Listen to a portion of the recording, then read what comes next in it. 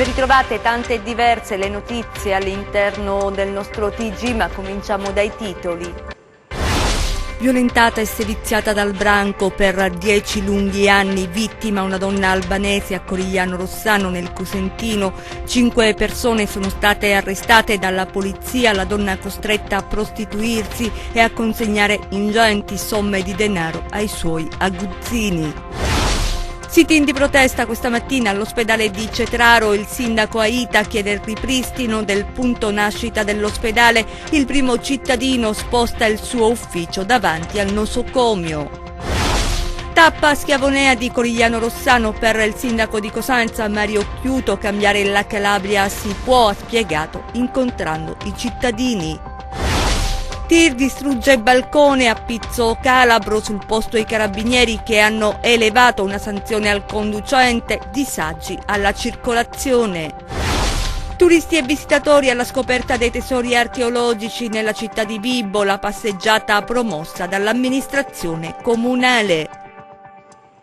Ben ritrovati dalla redazione del TG10, una storia terribile in apertura del nostro telegiornale, una vicenda di degrado, così è stata definita in conferenza stampa in questura a Cosenza dal capo della squadra mobile Fabio Catalano. È stata violentata e seviziata dal branco per lunghi 10 anni, vittima è una donna albanese, la vicenda a Corigliano Rossano. 5 le persone che sono state arrestate dalla polizia, la donna, pensate, costretta a prostituirsi e a consegnare ingenti somme di denaro ai suoi aguzzini.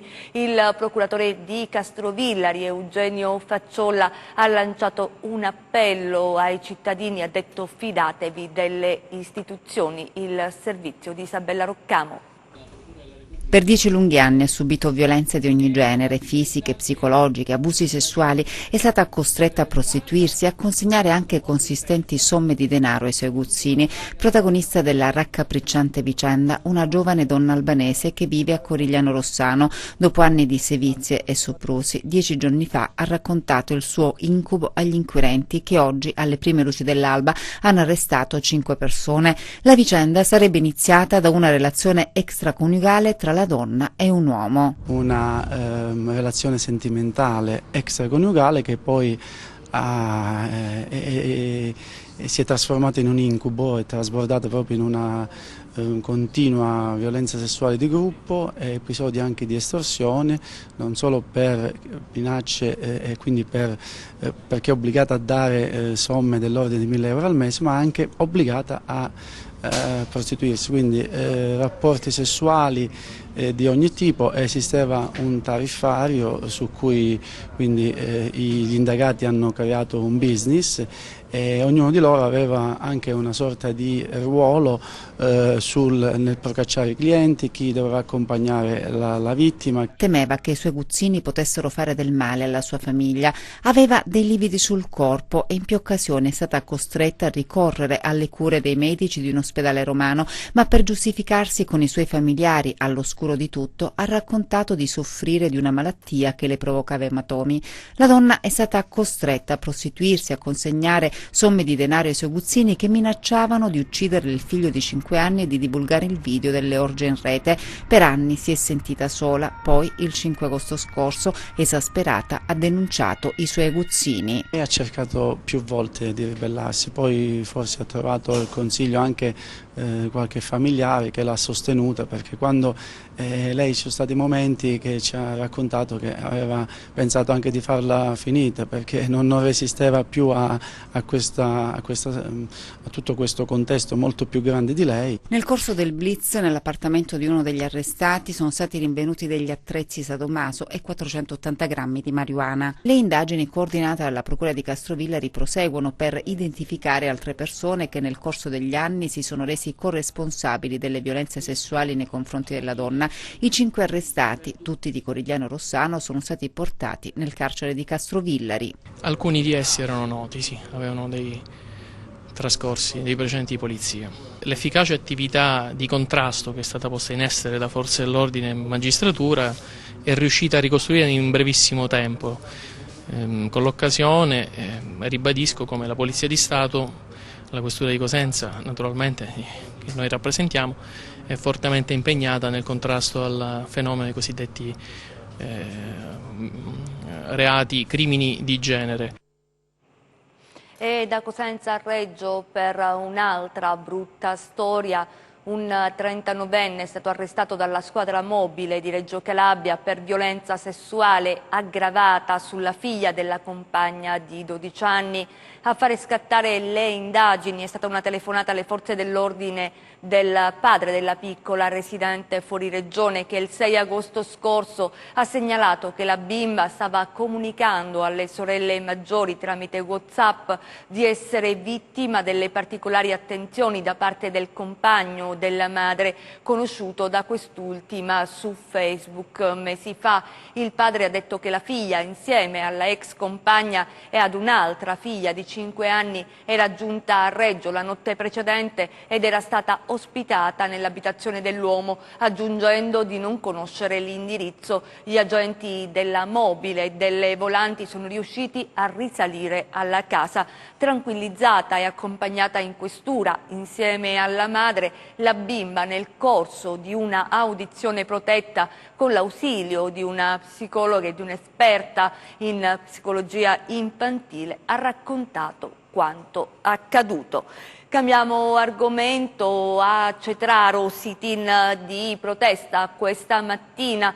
In pratica il sindaco ha trasferito il suo ufficio davanti al nosocomio e chiede il sindaco Aita il ripristino del punto nascite a Cetraro. Vediamo.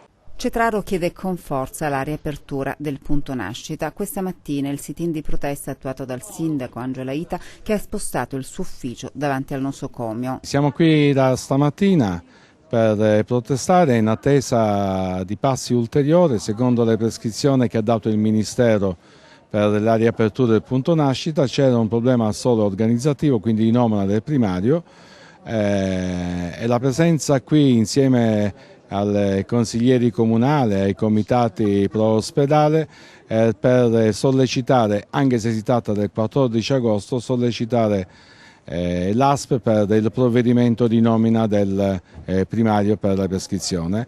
So che questo provvedimento è stato attuato, siamo in attesa della pubblicazione, che è un atto propedeutico per avviare la procedura di sospensione della revoca del punto nascita. Già ieri il consigliere regionale Giuseppe Aieta aveva chiesto con forza la riapertura del punto nascita dell'ospedale di Cetraro e la nomina del primario, annunciando iniziative eclatanti come l'occupazione della sede dell'ASP di Cosenza.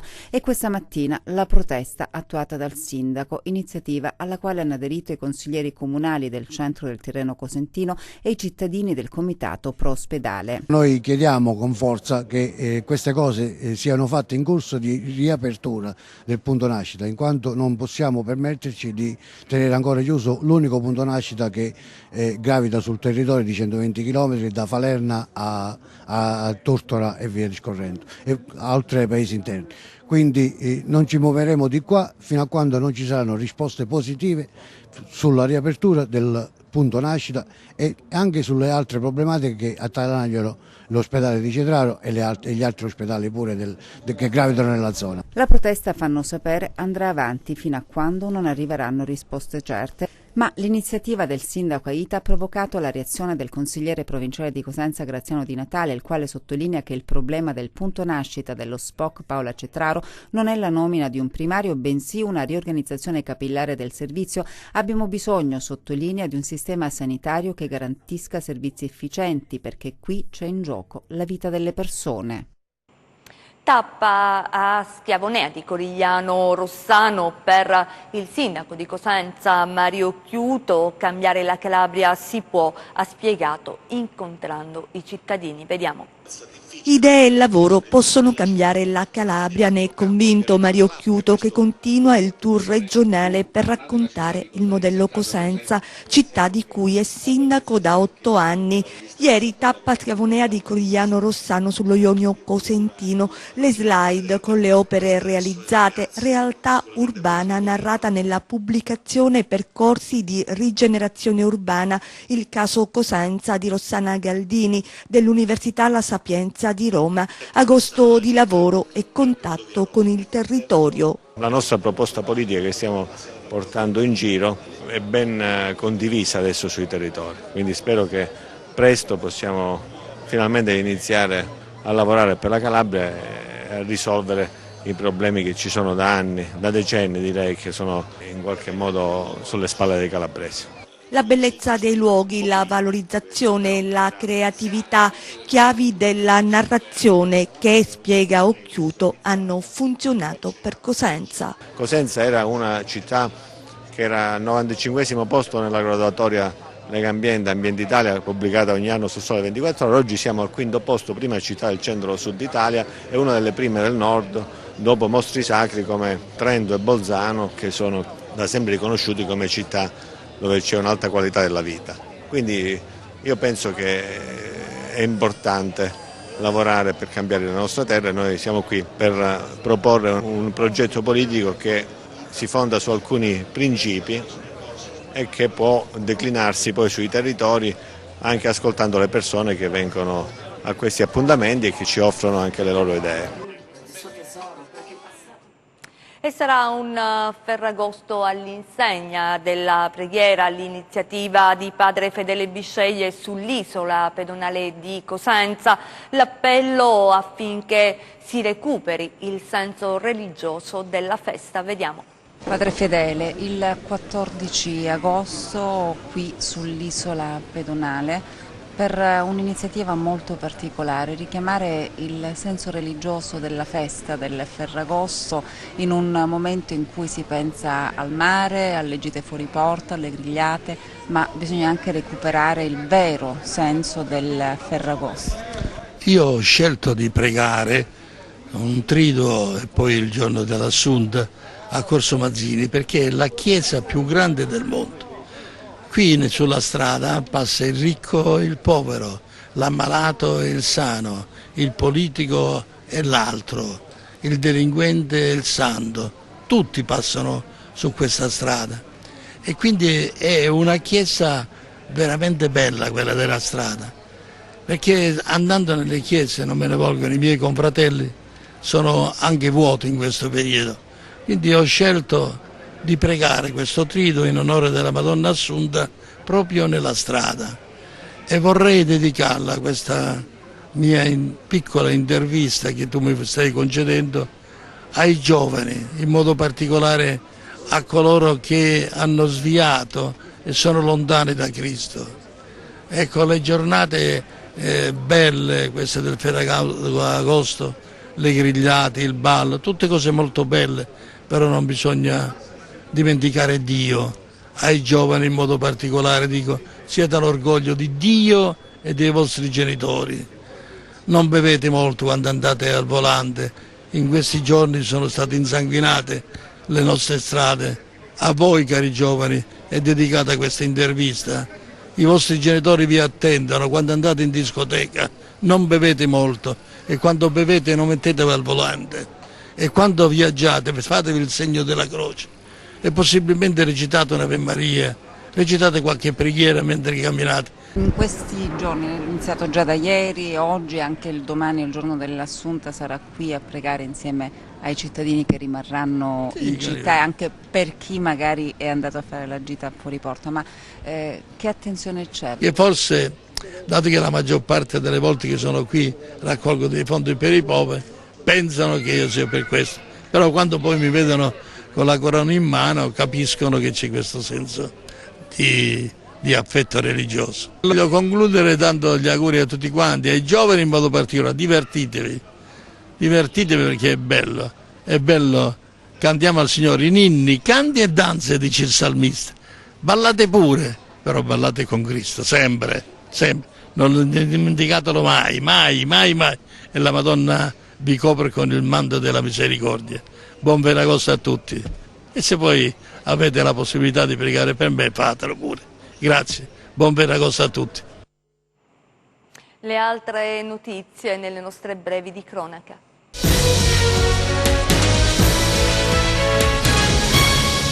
Ancora sangue sulle strade calabresi e di un morto e 5 feriti il bilancio di un incidente stradale verificatosi nella tarda serata di ieri sulla statale 106 nei pressi di Contrada Rovitti nel territorio del comune di Trebisacce. Nello scontro tra 2 automobili è morto un 49enne romeno.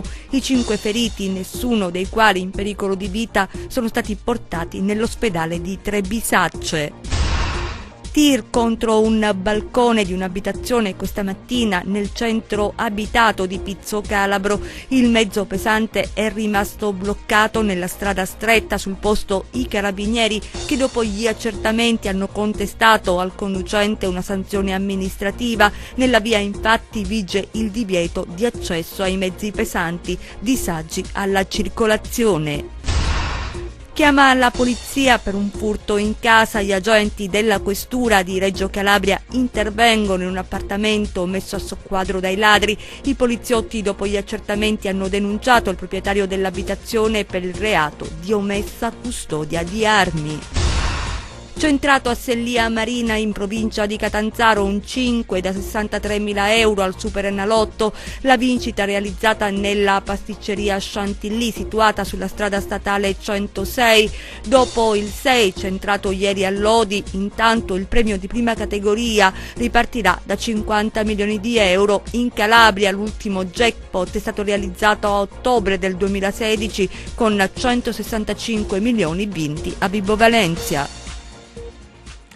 Siamo a Vibo, dove turisti e visitatori hanno preso parte alla passeggiata voluta dall'amministrazione comunale per scoprire i tesori archeologici della città. Vediamo.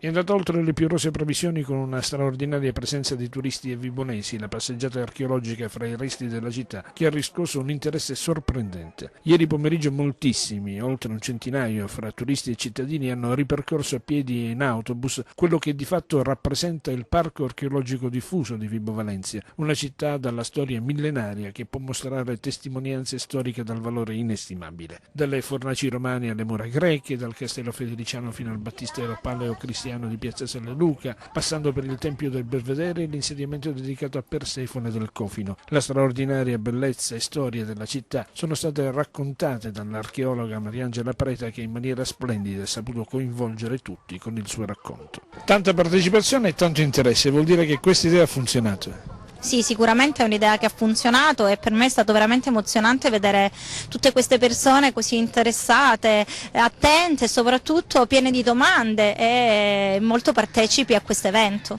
Questo conferma che le potenzialità culturali di Vibo Valentia sono tutte da scoprire e possono essere un vero patrimonio. Questo sicuramente significa che questo può portare sulla nostra città di Vibo Valentia non solo la riscoperta del proprio passato dai propri cittadini, ma soprattutto un flusso turistico e quindi un interscambio importante, soprattutto per quelle che sono le reti commerciali del territorio. Tante domande e tanto interesse. Tante domande, tanto interesse sicuramente, mi hanno fatto le domande più belle che un'archeologa si possono fare, l'interesse sulle mura, su come erano costruite, su tutto quello che veniva vissuto nella città, su chi erano gli ipponiati, su chi erano poi i monteleonesi, quindi veramente delle domande straordinarie. A Civita adesso per la 9ª edizione del Calabria Teatro Festival, vediamo. Buona la prima per il Calabria Teatro Festival, 9ª edizione, organizzato dall'Associazione Culturale Corea 2000 per la direzione artistica di Rosi Parrotta e quella organizzativa di Angela Miceli, che ieri nel borgo di Civita ha dato vita ad un viaggio nella storia del meridione d'Italia e della Sicilia che comincia nel 1806 e si ferma al 1992, un percorso fatto di installazioni artistiche, tutto di carta, tutto gigante, grazie alla performance verbo-visiva di Nico Zaro e Beatrice Candreva in arte Calura. Il viaggio però è iniziato con una sorta di corteo dove il cantastorie ha invitato gli spettatori e ha quindi raggiunto Palazzo Castellano per l'inaugurazione della mostra fotografica Le rovine dell'anima di Luciano Grisolia e quella di arte contemporanea Imprinting di Deborah Graziano. Nella mostra fotografica Luciano Grisolia racconta attraverso una sua personale ricerca tra i borghi abbandonati o colpiti da calamità naturali il tempo che si è fermato, ma grazie ai suoi scatti si rivive la storia della gente che li ha abitati. È bello perché sai che comunque racconta una storia, ci ha vissuto qualcuno lì. E quindi guardando gli oggetti e le cose riesci comunque a capire, a raccontare, a immaginarti quello che c'era, la vita. L'altra installazione, Deborah Graziano, attraverso le piccole sculture, racconta parte della sua memoria a partire dall'infanzia fino ai giorni d'oggi. Questo è il ritratto di mia madre. La falena rappresenta la leggerezza dei pensieri e l'ho voluta far posare con questo sguardo rilassato. Questo è quello che mi ha dato un po' il titolo a tutto quanto, tutta la serie. È un cuore, imprinting praticamente sono le prime condizioni in cui quando il bambino nasce riconosce il mondo a sé stante, quindi la madre, il padre, il battito. Le due mostre potranno essere visitate durante i giorni del festival. Lo spettatore, prima di tuffarsi nella storia dello spettacolo dei Calura, ha partecipato al racconto di fatti antichi, credenze popolari per scacciare gli spiriti malvagi, fino ad arrivare al rituale della cerimonia di mietitura che si faceva a San Giorgio Lucano come momento benaugurale per il borgo di Civita dopo la tragedia del 20 agosto scorso. In questo quadro coinvolto anche il direttore artistico Rosi Parrotta. Poi il corteo ha raggiunto il palco allestito nella centralissima piazza del comune Arbrescia, dove Mastro Nicola, supportato dai canti di Donna Bea, ha raccontato storie di briganti, camorristi e zappaterra. La serata, che ha visto la partecipazione del pubblico delle grandi occasioni, si è colorata dell'arte di strada, novità di quest'anno del Calabria Festival, grazie alle creazioni artistiche di Peter Vento. Più che soddisfatto il sindaco Alessandro Tocci nel vedere la piazza gremita di gente. Grazie a Corea 2000, grazie al Calabria Festival, grazie a voi, oggi Civita parte su questa bella pagina che questa settimana ci vedrà impegnati. Io mi auguro e sono convinto che sarà una bellissima settimana. Ancora per le iniziative ci spostiamo al Parco Termale per la presentazione di un libro che racconta di migrazioni. Vediamo.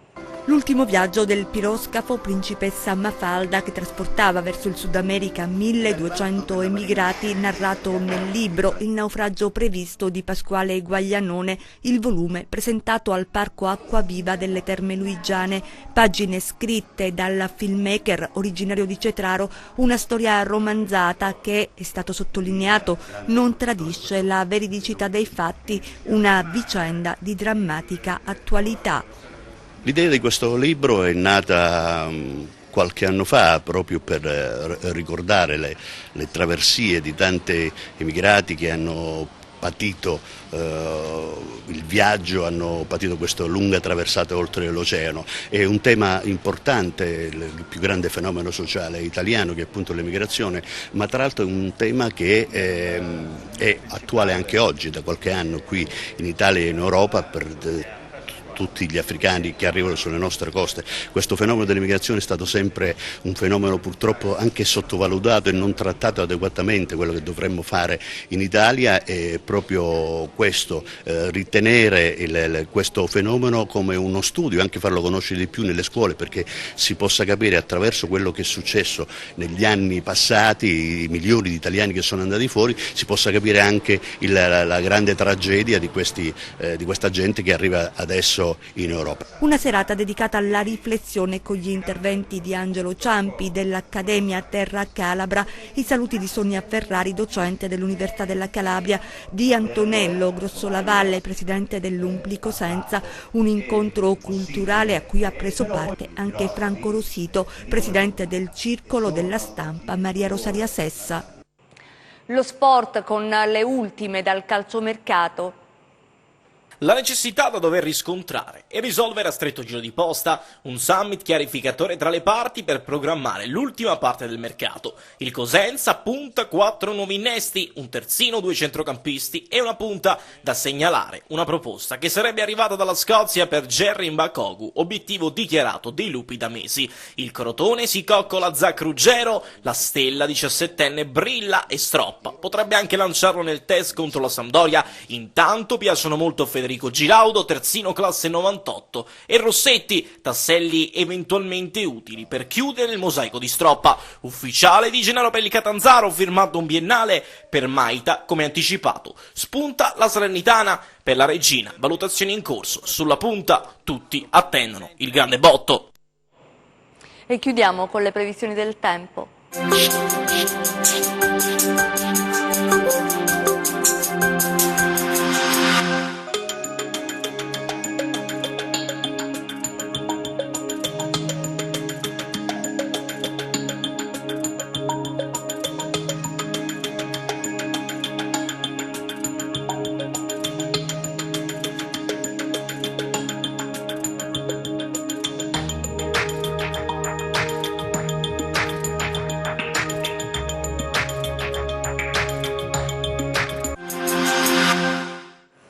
È tutto, grazie per essere stati con noi, vi auguriamo un felice Ferragosto.